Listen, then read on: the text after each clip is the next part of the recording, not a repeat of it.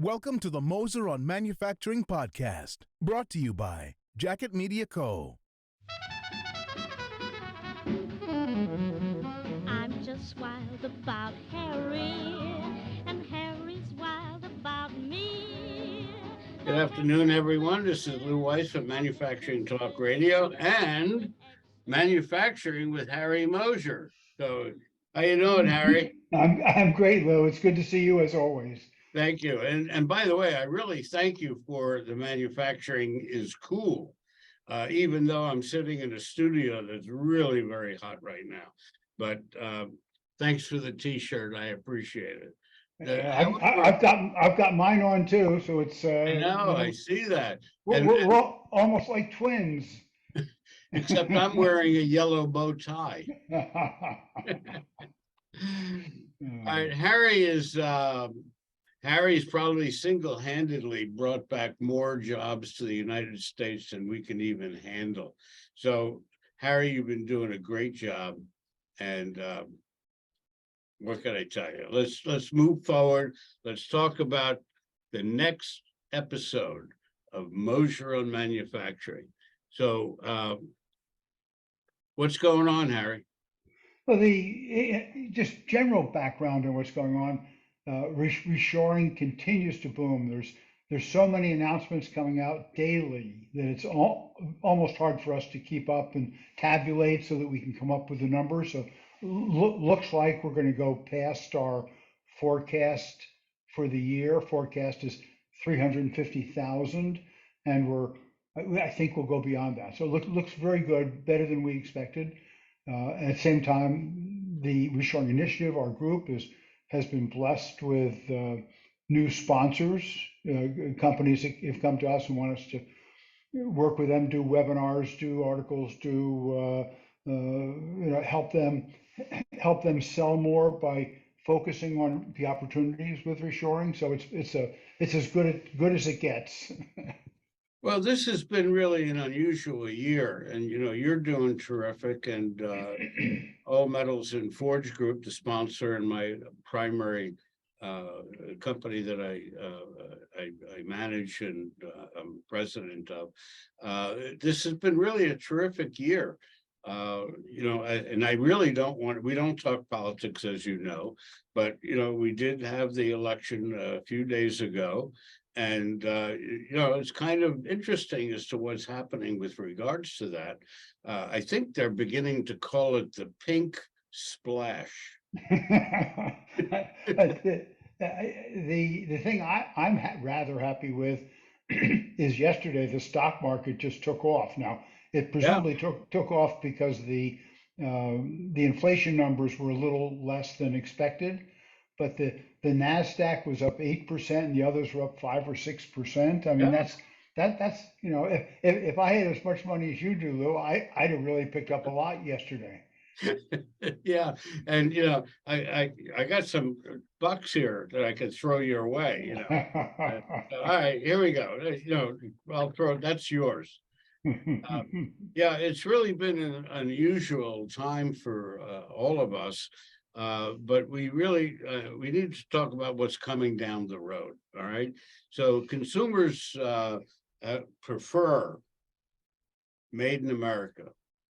That's become the battle cry. Is that, or do you concur with that? Consumers they say they prefer made in USA. They obviously don't buy enough made in USA because the vast majority of the non-food things that consumers buy are imported. So they say they want it. They say they'll pay, maybe half of them will pay 10% or more for it, which is enough often to cover the price difference.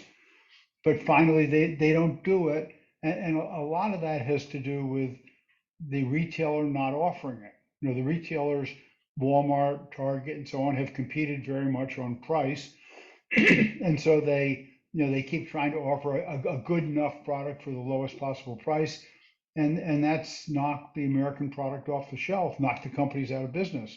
And so a lot of the challenge is for the consumer to tell the retailer, I want a made in USA hammer, hammock, shirt, whatever. I want made in USA, and then for the retailer to offer it and make it easy for the consumer to find it. Because if the consumer if I go into a store and I want to buy something and there's shelves of things and I've got to look at 100 of them to find the one that has a made in USA label, Right. most of them I'm not going to do it. And if I won't do it, other people aren't going to do it. So the really important to make it easy to find. And the surveys are so conclusive that people prefer made in USA. I think that if you make it easy for them, they'll do it.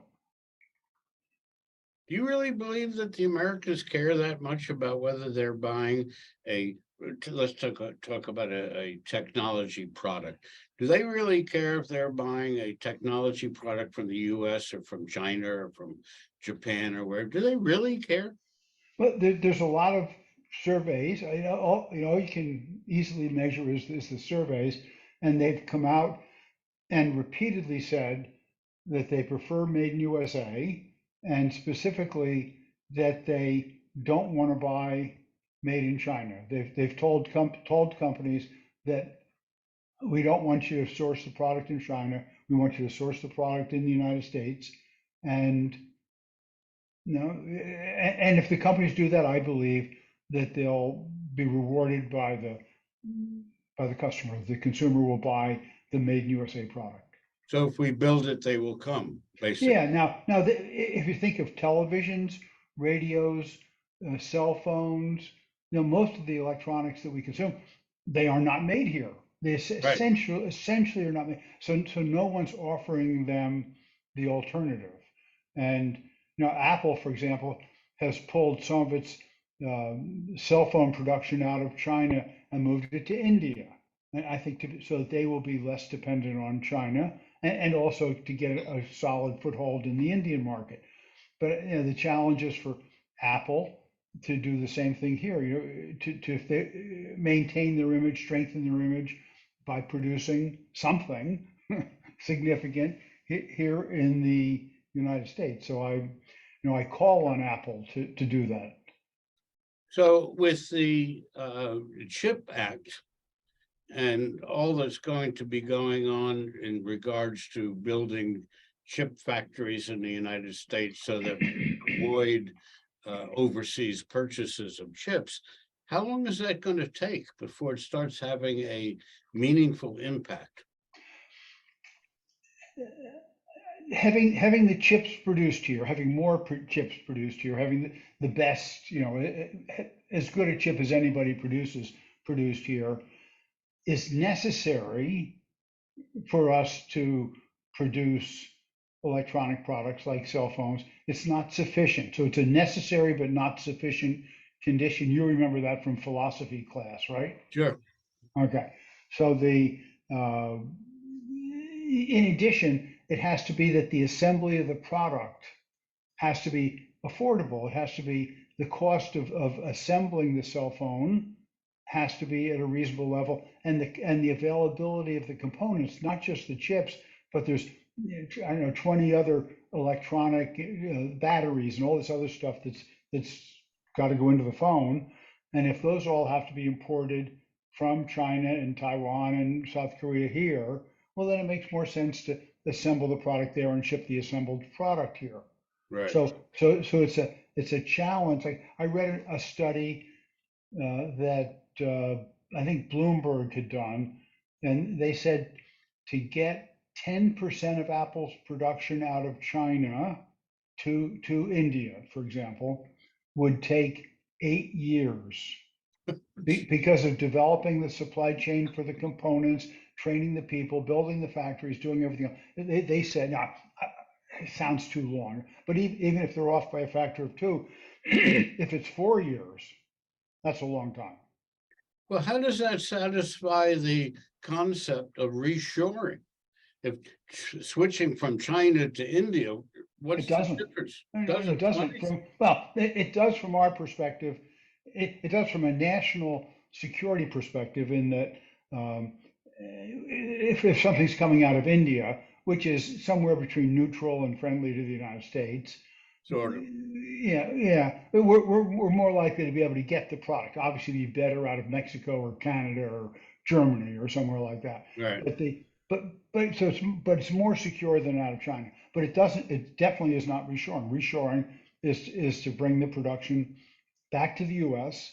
and nearshoring is Canada and Mexico, and in order of priority, it's bring it here or bring it to Canada or Mexico, and if you can't do that, then it's Europe, Japan, South Korea, one of those. So let me bring up a side topic, and we've talked about this before. Let's talk about a side topic. You're bringing back X million people, X million jobs back to the United States. Aside from switching it from China to the US to India, but we're talking about bringing jobs back to the US, okay? We have a lower birth rate than we've ever had. People are still quitting jobs. There's still a tight labor shortage. The baby boomers are retiring, except for me. And For you. Okay. Right? So we don't want to leave you out of that. Actually, I'm not even a baby boomer. You're not. I'm too old to be a baby boomer. Well, what came before baby boomers? Because I'm not a baby boomer either. Yeah, we're a great generation. The great generation. There you go. And I guarantee you that 90% of the people don't know what the great generation are. Well, we're probably glad we didn't find out. I mean, the great generation was pretty much the people who fought in the war. Right. And I was born at the end of the war, so I'm glad I didn't have to go over there and get blown to pieces. Oh, absolutely. I was born near the beginning of the war, the Great War, World War II. So let me getting to my point. So we're bringing back jobs, something like 5 million over a period of time. That's the objective. I'm sorry? That's the objective. Right. Yeah. Where are we getting the people from? I have the solution. You're going to go out and have 100 kids. No, I'm not strong enough to do that. Okay, that's where I thought you were going, Lou. Yeah, I hope my wife's not listening. No, but the story here is that, in the 1890s, 1900s, we were bringing people in from overseas, immigration-wise. And, they came over and they started building and growing, and it built the Industrial Revolution. Why are we doing that now? Why aren't, our government, whether it's Democrat or Republican, we don't have an immigration policy. I've been in favor of an enlightened immigration policy for decades. I've been in favor of Sure. that. The thing I don't want is uneducated, unskilled people to come in, and some of them become dependent here. Okay. I want people that are tool makers and welders and engineers and absolutely machinists and forgers and to come in. Harry, they're there. They're in the Ukraine. They're in Germany. They're in England, France. Why don't you don't like living where you're living? When are we going to bring them over? Yeah, I think the problem is the Democrats don't do it.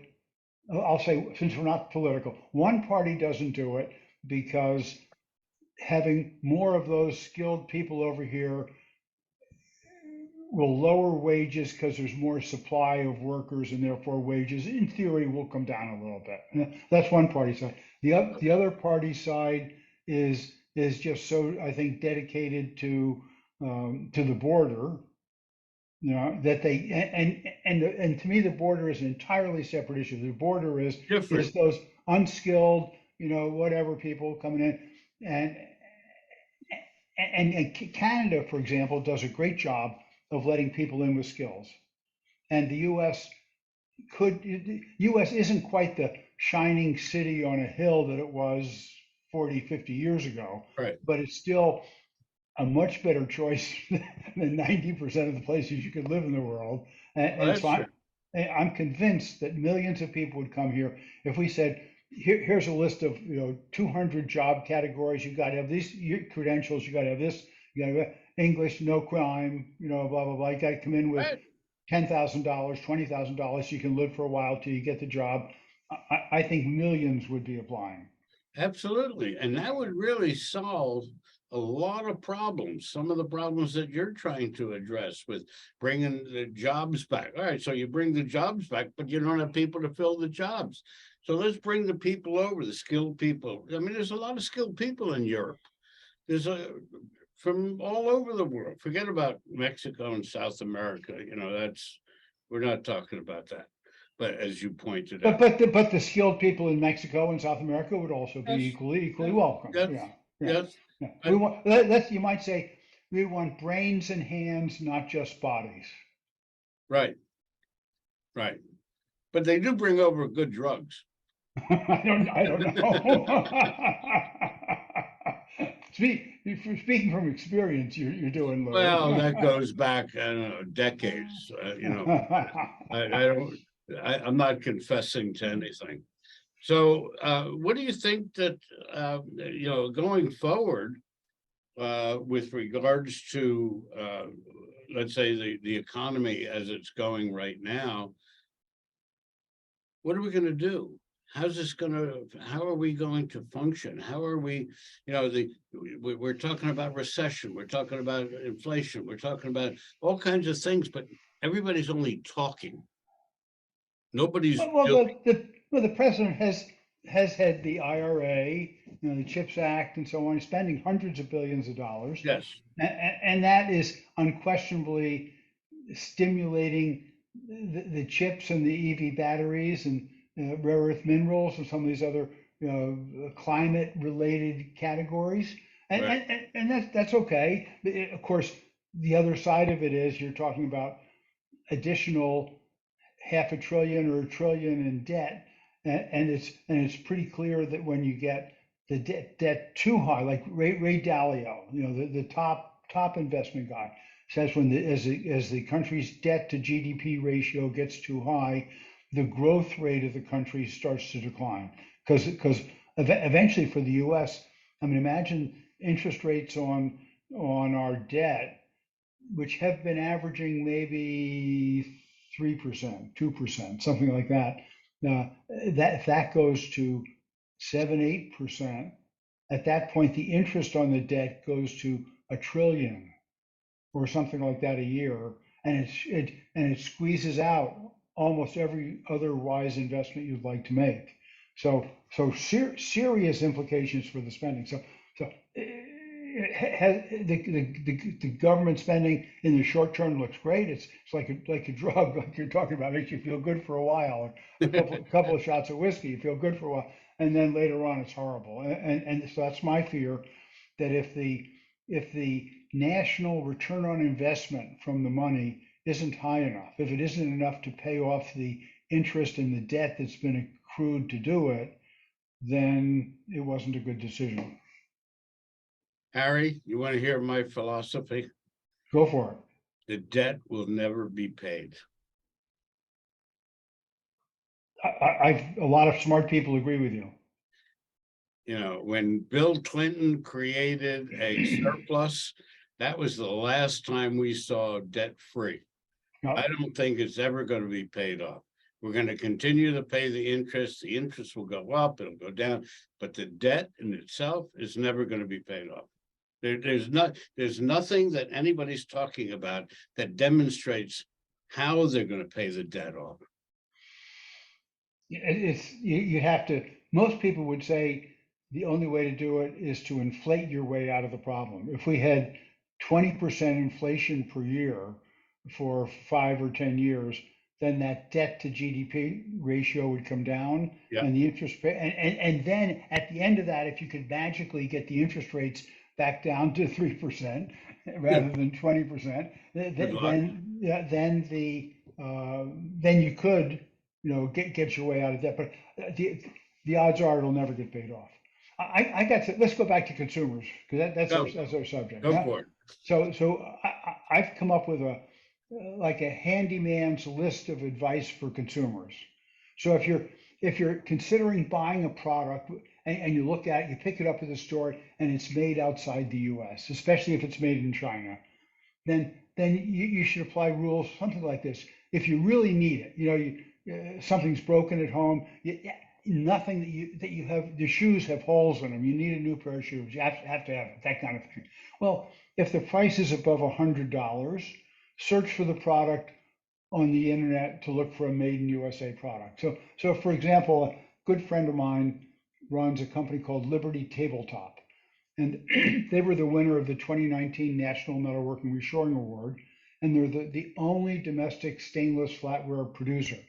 They took over what had been Oneida up in New York State, and they've had a great success with direct to consumer e-commerce. So they cut out the retailer and cut out the retailer's cut, and therefore where their cost is too high to be competitive if they sold it through the retailer, by selling direct to the consumer, cutting the retailer out, which is a big chunk. Now they're price competitive with imports from China and places like that. So there's other people doing similar things. So if the price is high enough, do the research and find something made in the U.S. So what is the retailer going to do? He's now getting screwed. He's getting knocked out of the picture. Yeah. Now what? I would take retail shops, turn them into factories, and employ all those immigrants that you and I are going to bring back. let them make the things they used to sell. Right. Okay. Right. Because eventually if you're going to make the system more efficient, you have to take inefficiencies and friction out of the system. And for me, the retailers are necessary, are good to have, but they're not as important to the system and the cycle as the manufacturer and the consumer are. Right? Right. So that's if it's over 100. If it's say $26 to $100, ask customer service for a U.S. equivalent. At least they'll hear you. If they don't have it, then buy whatever you want. If the price is low, 10, 20 bucks, buy whatever what was right there is not worth the time. If you've got some flexibility about what you want to buy, for example, it's a gift for some kid, some boy, let's say. Well, you're looking for a glove, and all the baseball gloves are made offshore, China, wherever. Okay, well, get a baseball bat, because I think a Louisville Slugger is still made here in the United States. So be a little flexible to shift from the only imported category to the domestic available category. But here's my single best suggestion. All those were about if you need something right now, you have to do it. But if you do not need it, don't buy it.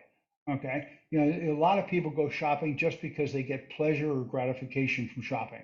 I don't do that, but some people do that. But if you do not need it, do not buy it. Save the money until you can at least buy a U.S. product you do not need.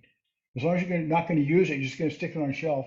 It might as well be something made in the United States, because you'll buy slightly fewer U.S. products at slightly higher prices. But you should think about the satisfaction that the American who made them will get, which will be greater than any loss of satisfaction you'll get from delaying until you find a made in USA product that you don't need. So think about your gratification and the gratification of other Americans who would love to have a job making something here in the country. So I understand your point, and I've read your point. How long is this process going to take? Which process? Well, the process, I want a baseball bat.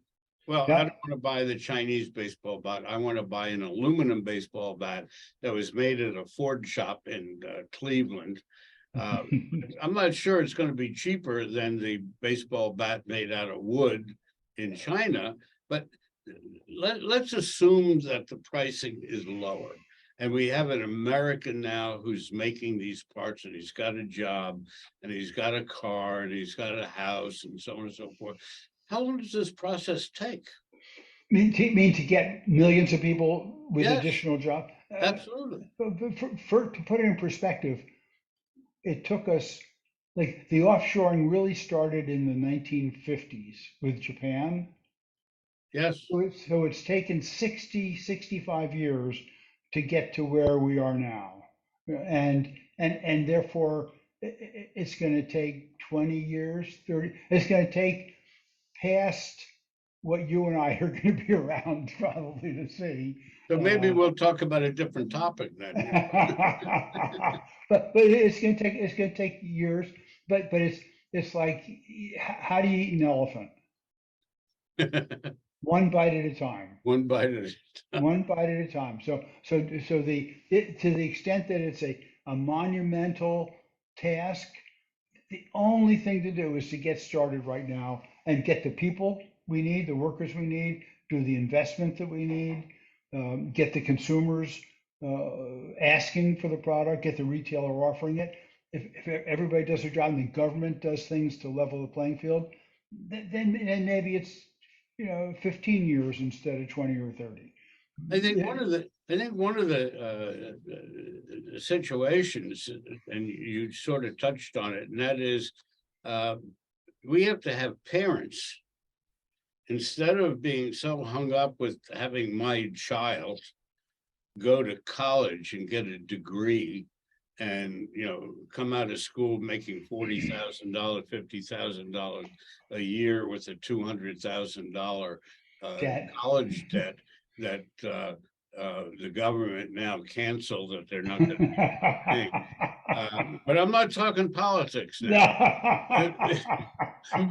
But the thing is that we have to educate the parents and say, hey, your kid, is he handy? Is he creative? Is he artistic? Maybe you should be looking for him to get involved in a trade school, learn how to make horseshoes again. And, maybe we'll bring the horses back that use less gas, and so on and so forth. But the point is that, and I think some of that is happening, not a lot, not enough. But I think that the parents today need to be educated enough that their spoiled little kid needs to understand that work with your hands, be creative. You can make a lot of money going to, you want to be an underwater welder, you can make $150,000 a year. You can't do that coming out of school and becoming a school teacher. Yeah, you're right, Lou. There's no question about it. Did I tell you my Wisconsin story? I'm not sure, but I have a feeling you're going to. It's a good one. So I was up speaking at University of Wisconsin Platteville, so one of the University of Wisconsin graduate schools, full university, and I met a vice president from Milwaukee Area Technical College, which is a community college in Milwaukee, good sized place, 10,000 students, something like that, big school.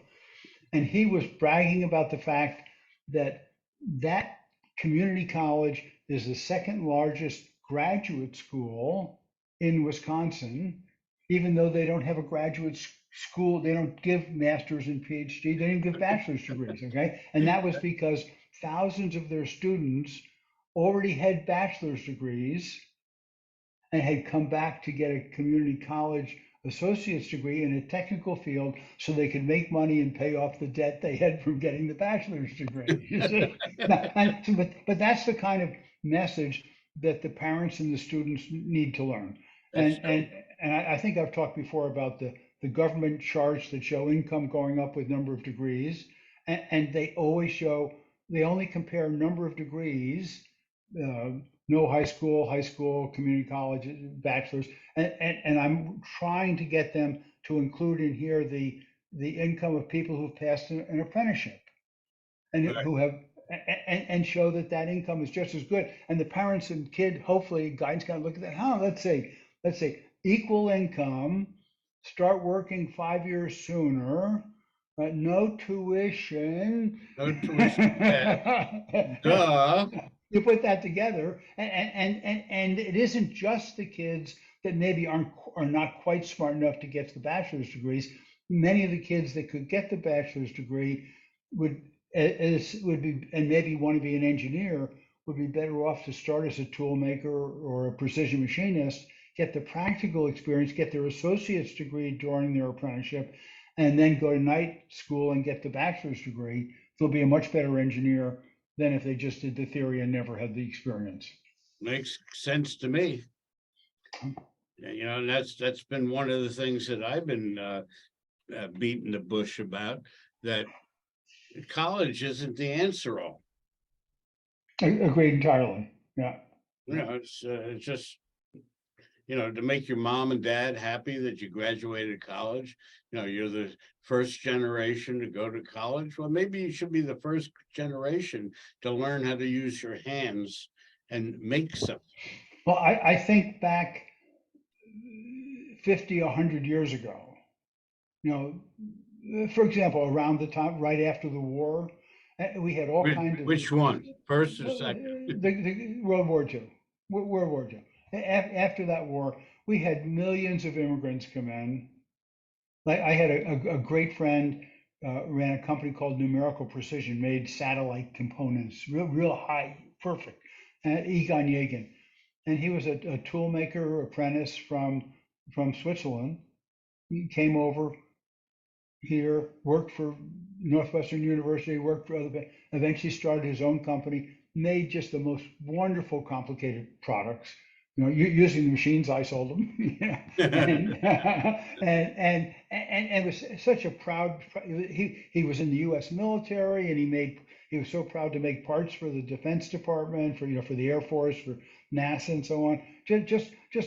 We were so lucky to have had millions of people like that come over after the war, and now, like we were saying before, it's time to bring them back. If the U.S. kids want to get a anthropology degree and work at Starbucks, then leave those good jobs for the immigrants. That's right.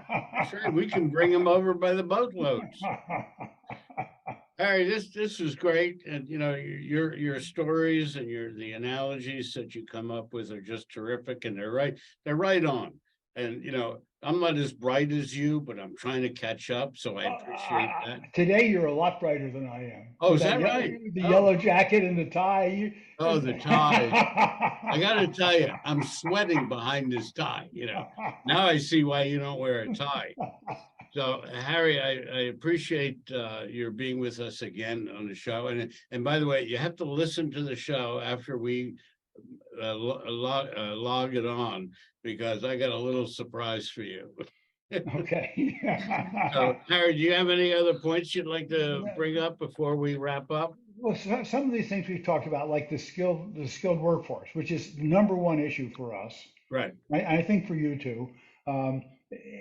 Later on in the series, we're going to devote probably 2 sessions to the skilled workforce, and just what the city, the companies, the state, the U.S. government has to do to make the skilled workforce go. And I think that'll be a couple of great sessions. Love it.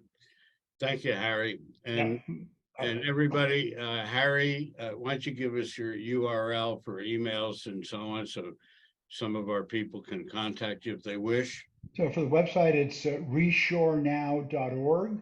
And for me directly, it's harry.moser, M-O-S-E-R, at reshorenow.org. Excellent.